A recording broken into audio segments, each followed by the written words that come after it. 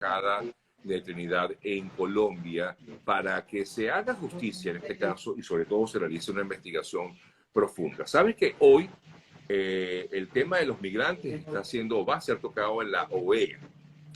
Yo te quiero preguntar, Vilca, tú que has vivido situaciones terribles, has pasado por incluso haber sido preso político en Venezuela, desterrado del país justamente por esto. ¿Crees que los organismos internacionales puedan hacer algo ante todo esto? Bueno, Sergio, mira, la situación de los venezolanos y en especial de los desplazados es cada día más terrible, ¿no? Hoy amanece la noticia de 8 indígenas guaraos muertos que huían de precisamente esta política criminal que se mantiene en Venezuela del narcorrégimen que encabeza Nicolás Maduro y es la gran demostración de que no es suficiente un mensaje, un comunicado, no es suficiente un sentido pésame a la familia, como ocurrió con el asesinato del niño en Trinidad y Tobago. Es lamentable lo que estamos viviendo. Son más de 7 millones de desplazados oficiales. Pero la verdad, Sergio, la verdad es que es incalculable la cantidad de venezolanos que están a lo largo y ancho de Latinoamérica y del mundo, que han sido desplazados.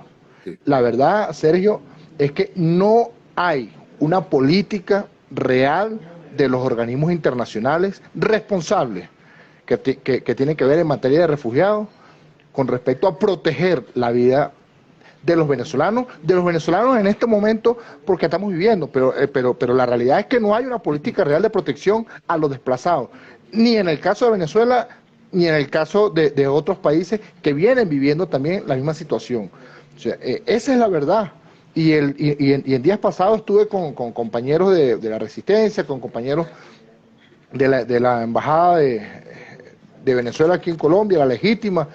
Fuimos no a la sede de Trinidad y Tobago porque no está en funcionamiento la Embajada de Trinidad y Tobago en Bogotá, en Colombia, hace 4 años, sino que fuimos directamente a la oficina de la Alta Comisionada de las Naciones Unidas. Correcto. A entregar un documento. Correcto. Un documento que exige no solo la investigación, que hoy no la hay, sino que además que se haga responsable al Estado de Trinidad y Tobago por este crimen. Porque es que no es responsabilidad solamente del funcionario que disparó, sino que es que el primer ministro asumió la autoría como una política de Estado. Es decir, todo aquel, sea refugiado, sea migrante o cualquier embarcación que va a ser recibida a plomo en Trinidad y Tobago, según lo declarado por el ministro de Trinidad y Tobago, el primer ministro. Entonces, sí es verdad. Estamos claros que hay unas normas internacionales, que los países tienen sus leyes, sí, pero también es claro que Trinidad y Tobago es firmante. O sea, es que totalmente. Es que a eso voy, Sergio. Trinidad y Tobago es firmante de la Convención de 1951 en materia de refugiados. Sí. Y Trinidad y Tobago no cumple absolutamente ningún artículo de esta convención. Todos son violados. ¿Y por qué la Comisión Interamericana de los Derechos Humanos? ¿Por qué la ONU? ¿Por qué la OEA no ha sancionado a Trinidad y Tobago si viene violando todos los convenios internacionales? Yo creo, Vilca, que también es que ha habido como una especie de adormecimiento con respecto a las autoridades venezolanas en ese sentido. Más allá de pedirle un exhorto al gobierno de Trinidad, es que no ha habido acciones tampoco, digamos, enérgicas en ese sentido. ¿Me explico? Bueno, es que no les importa. O sea, no nos olvidemos que Venezuela está controlada por el crimen organizado transnacional. O sea, Maduro, Diosdado Cabello, Tara Leizame y quienes lo acompañan son parte de un conglomerado criminal internacional con sede en Miraflores. Entonces, si algo le beneficia al régimen de Nicolás Maduro es precisamente el desplazamiento venezolano. Mientras menos venezolanos hayan en el territorio, menos bocas que alimentar, menos protestas vas a tener y más tranquilidad para Pero someter a lo ellos que hacen un queda. llamado Pero a lo que han calificado como el plan Vuelta a la Patria. sí, ese plan Vuelta a la Patria es más que una política retórica, que una realidad a lo que verdaderamente necesitan los venezolanos. Los venezolanos no jamás van a volver en su mayoría a Venezuela, cuando en Venezuela la crisis social es increíble, cuando el sueldo mínimo está por encima, no sube los $3, cuando cuando los profesores universitarios se te están muriendo de hambre, cuando los niños están muriendo en las calles, cuando has creado una burbuja de mentira y de ficción con una supuesta mejoría en Venezuela, cuando la realidad es que hoy hay más desigualdad que nunca, cuando por encima del 90% de la población está empobrecida, está pasando hambre. Esa es la realidad. Sí. Hoy tenemos más de 7 millones de venezolanos huyendo, regresan 5 y salen 50. Esa es la verdad. Son más de 35.000 venezolanos que están en estos momentos en Trinidad y Tobago aproximadamente. Sí. Pero la violación sistemática de los derechos humanos en Trinidad y Tobago es algo que no viene sucediendo de hoy. Tiene años sucediendo y no ha habido un pronunciamiento real, no ha habido una política real para que esto se detenga, ni por el régimen criminal de Nicolás Maduro, ni del gobierno interino, ni de los organismos internacionales. La verdad, Sergio, es que los venezolanos fuera del territorio somos huérfanos de cualquier política social que garantice los derechos como ciudadanos.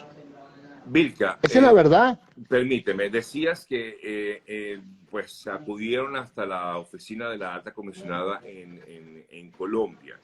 ¿Esperas algún tipo de respuesta por parte de tú como representante, pues en este caso de este grupo, algún tipo de respuesta por parte de la alta comisionada de derechos humanos ante este crimen ocurrido en las costas de Trinidad?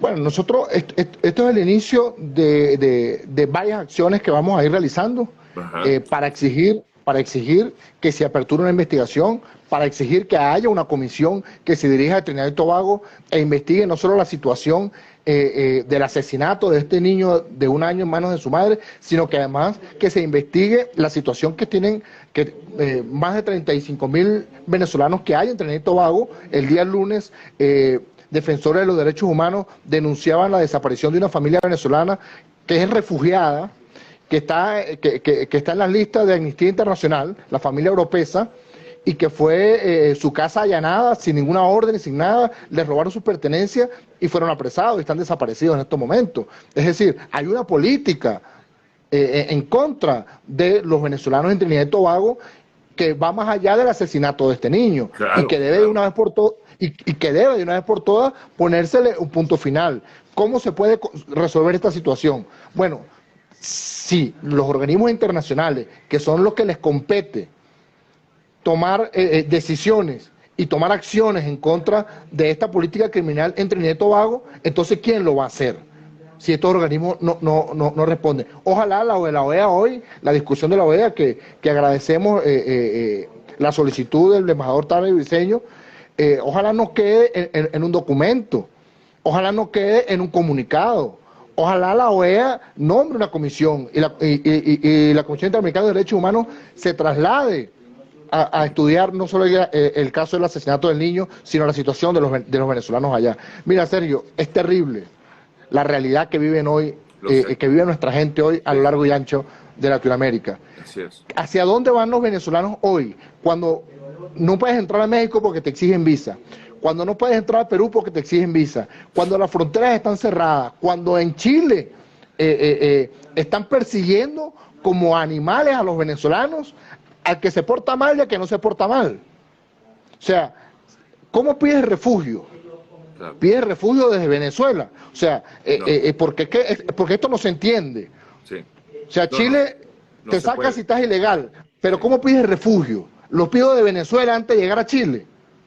¿O el refugio se solicita una vez ingresas al país a donde vas? O sea, ¿Qué dicen los tratados internacionales? ¿Qué dicen las normas en la Comisión de Refugiados? Que cuando tú llegas al país solicitas el refugio y mientras tanto este refugio no es negado o aprobado, no puedes ser deportado, no se te puede aplicar la ley de deportación. Sí. Bueno, en Chile están persiguiendo a los venezolanos, Sí.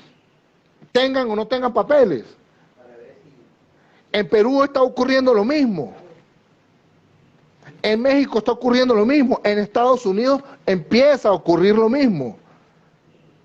Bueno, entonces la pregunta es, Sergio, la pregunta... Pero, porque claro, o sea, son situaciones muy específicas, Vilca, ¿no? También de lo que pasa en algunas localidades. Tampoco podemos generalizar de que pasa igual. No, por supuesto. Okay. Por supuesto, hay casos excepcionales. Claro. Pero la alta tendencia, Sergio, es esta. ¿Qué declaran los Estados Unidos? El que entre ilegal va a correr una medida y puede ser deportado. Bueno, es que es lógico en cada país. No quiero defender a Estados Unidos. Bueno, pero, que pasa igual con Chile. En Chile justamente toman esta medida para evitar la entrada ilegal de personas, ¿no? Por eso te estoy diciendo, al final del camino, la entrada en estos países, sí. Cuando tú estás huyendo de una narcotiranía, cuando tú eres desplazado, tú entras ilegal. Claro, no hay un apoyo. No, es que tú entras ilegal. O sea, no hay forma de entrar legal. Tú estás huyendo. Yo entro ilegal y pido refugio. Claro, entiendo. O sea, yo entro ilegal, llego ilegal al país y busco el refugio. Sí.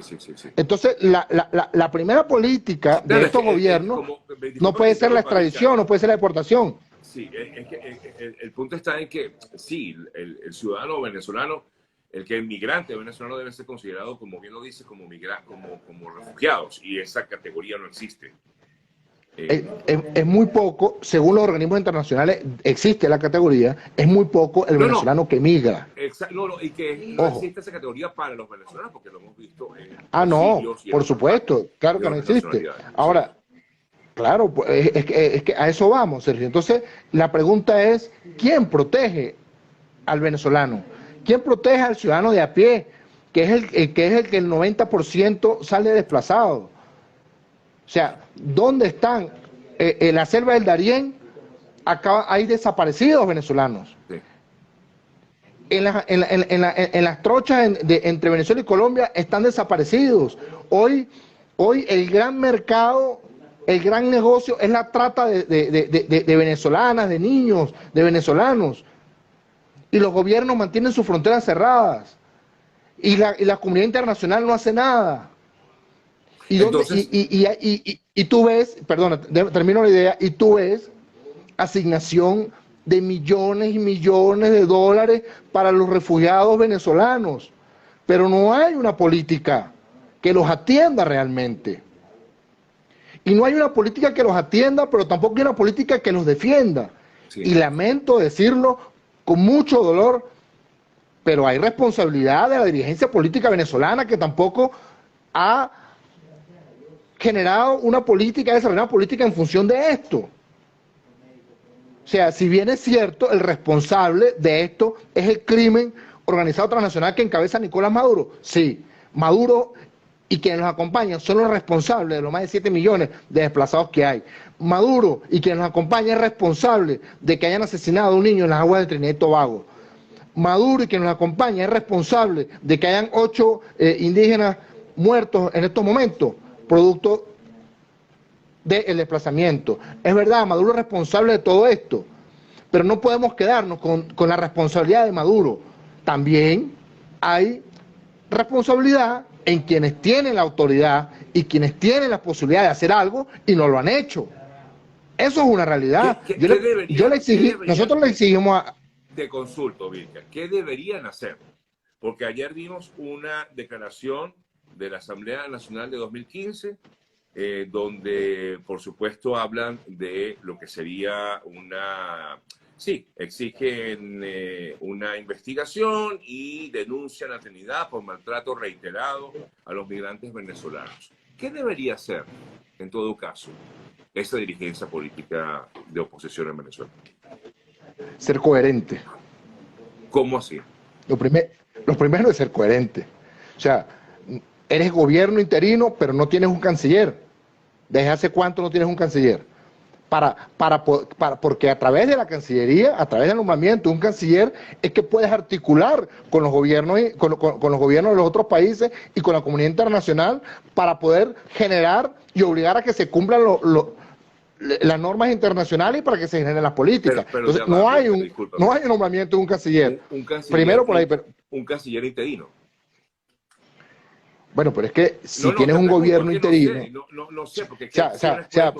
por eso te digo, lo primero que tiene que haber es coherencia. Claro. O sea, si tienes un gobierno interino, ¿por qué no hay un canciller que se encargue de la política internacional? ¿Por qué no hay una política diseñada que vaya de la mano desde el gobierno interino con las embajadas? Porque no hay consulados. Perdóname, Vilca, discúlpame, pero tú estás en Perú.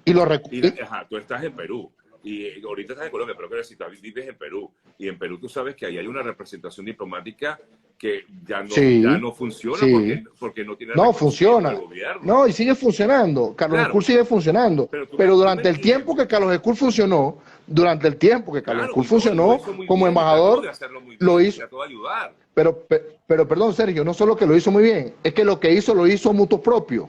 Claro. No lo hizo porque era una política coordinada del gobierno interino. No lo hizo porque el gobierno interino ha dirigido recursos para que haya el trato necesario para los venezolanos en el exterior. Sí. No es posible que durante la pandemia, que tanto lo exigimos, que durante ese año tan fuerte de pandemia que hubo, el gobierno interino no promoviera un fondo de ayuda para los venezolanos en el exterior. Es decir, no hay una política real, ni siquiera de denuncia continua de lo que ocurre. Tú ves que se pronuncian en un caso, en 2 casos, en 3 casos. Pero de verdad ¿sabe el gobierno interino cuántos fallecidos han habido en lo que va de año en las trochas entre Colombia y Venezuela? ¿Sabe el gobierno interino en estos momentos que en el Perú hay unas mafias de tratas y que hay 2 niñas venezolanas desaparecidas desde hace 2 o 3 días, 2 menores de edad? ¿Sabe el gobierno interino los fallecidos que hay entre la frontera de Bolivia y Chile por lo que está ocurriendo? ¿Ha nombrado el gobierno interino una comisión que vaya a Chile a ver la situación en el sur con el tema de los venezolanos? O sea, no hay una política diseñada realmente de la dirigencia, y lamento tener que decir esto, pero pareciese que lo único que les importa es cómo toman el poder, es cómo ellos se mantienen y sus tarjetas se mantienen, sus partidos políticos se mantienen.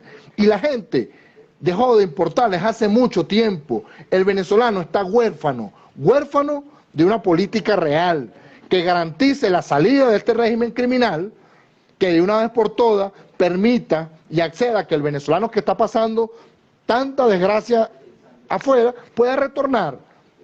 Porque la verdad es que tú haces una encuesta, Sergio, del 100% de los desplazados venezolanos y por lo menos el 75% te dice: yo me quiero volver a Venezuela. Está dispuesto a regresar, claro. Está dispuesto a regresar. El tema es en qué condiciones regresa y cómo está regresando. ¿Tú sabías que los testigos que estaban en la embarcación y que fueron recibidos a plomo, a bala por el gobierno de Trinidad y Tobago, fueron deportados y están en Wiria, secuestrados, sin comida, sin nada? Ha habido un pronunciamiento de la dirigencia política en función de eso, se han dirigido hasta allá.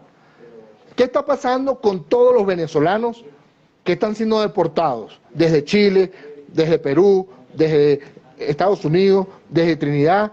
¿Qué pasa desde México? ¿Qué pasa cuando llegan a Venezuela? ¿Quién hace seguimiento de eso? Nadie. Hay un fondo desde el gobierno interino, desde la comunidad internacional, para esas ONG que están en Venezuela trabajando en función de derechos humanos. ¿Lo hay realmente? Entonces, cuando tú te pones a ver lo que está pasando en el país, cuando tú te pones a ver lo que está pasando afuera, lo que es una gran tristeza. Claro. Y muchísima de la gente que se fue porque por la desesperanza tan grande de sentir que en Venezuela pareciese que no hay solución, que no hay salida a lo que está viviendo. Y la gente se está muriendo de desesperanza. Las universidades, mira cómo están. Mira cómo están las universidades cayéndose. Hay una comisión de política de la Asamblea Nacional Legítima a las universidades, han buscado a través del gobierno interino y de los recursos que se han recuperado en el exterior para que los profesores universitarios, para que las universidades puedan funcionar. Sí. No ha existido nada de eso. ¿Dónde está el dinero? Es la gran pregunta de todos los venezolanos. Vilca, me quedan pocos minutos contigo, pero no quiero dejar pasar un tema que te lo voy a comentar porque vi incluso una publicación que hiciste a través de tus redes donde agradecías el trabajo que realizó el presidente de Argentina en el año 2019, Mauricio Macri. Y tú comentabas en ese tuit, los venezolanos demócratas le agradecemos al presidente Macri lo que hizo durante su gobierno por liberar a Venezuela.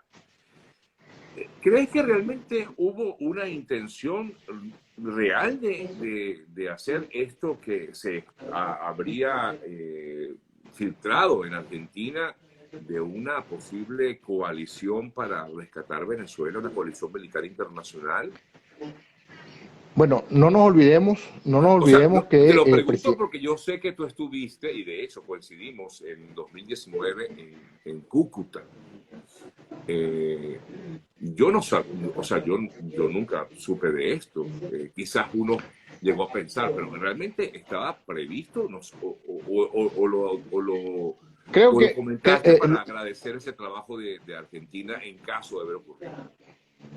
No, lo comento por dos razones. Uno, porque efectivamente el presidente Macri, como hoy el presidente Duque, fueron uno de los grandes promotores de la denuncia del régimen de Maduro y Nicolás Maduro ante la Corte Penal Internacional, y es lo que abrió las puertas para que hoy exista una investigación de la CPI en Venezuela por delitos de lesa humanidad.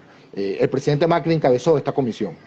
Eso por un lado. Entonces agradecer todo el trabajo que hizo el presidente Macri por liberar a Venezuela. Y segundo, sí, estoy convencido de que se conversó, de que se debatió, de que hubo intención de algunas personalidades de rescatar a Venezuela. Eso estuvo en el tapete en algún momento. Y muchísimos lo solicitamos. Yo siempre lo he dicho y lo mantengo. Es necesario. Venezuela está invadida, Venezuela no hay que invadirla, Venezuela está invadida. Está invadida porque Chávez en un principio y ahora Maduro le abrió las puertas a esa invasión, a esa invasión cubana, a invasión de la guerrilla colombiana, de los grupos terroristas del Medio Oriente, de Rusia, de China. Eso es verdad. No es mentira que en Venezuela están los militares rusos. No es mentira que en Venezuela gobierna el ELN y la disidencia de la FARC. No es mentira que son socios de Maduro en el narcotráfico. Entonces, ¿qué necesita Venezuela? ¿Cómo sales de todo ese crimen? Bueno, nosotros sí hemos creído, y yo mantengo, que Venezuela necesita que haya una coalición internacional de fuerza que vaya a Venezuela y que pueda recuperar y lograr la normalidad para que haya una transición y un proceso de elecciones libres y democráticas. Eso no es nuevo, lo hemos venido diciendo desde el 2019, desde antes. Entonces, si el presidente Macri, porque no me reuní con él para que me lo contara, claro, si el presidente Macri tuvo la intención y lo hizo de poner a la orden tropas argentinas para recuperar la libertad y la democracia en Venezuela, yo lo aplaudo, porque es lo que es necesario, porque eso es lo que realmente se necesita. Porque no olvidemos, Sergio, que el problema de Venezuela es un problema que está afectando a toda la región. No olvidemos, Sergio, que el problema que hay en Ucrania hoy, y lo que intenta hacer Rusia, tiene mucho que ver con lo que está pasando en Venezuela y con las tropas rusas en Venezuela. Nosotros estamos a un costado de los Estados Unidos.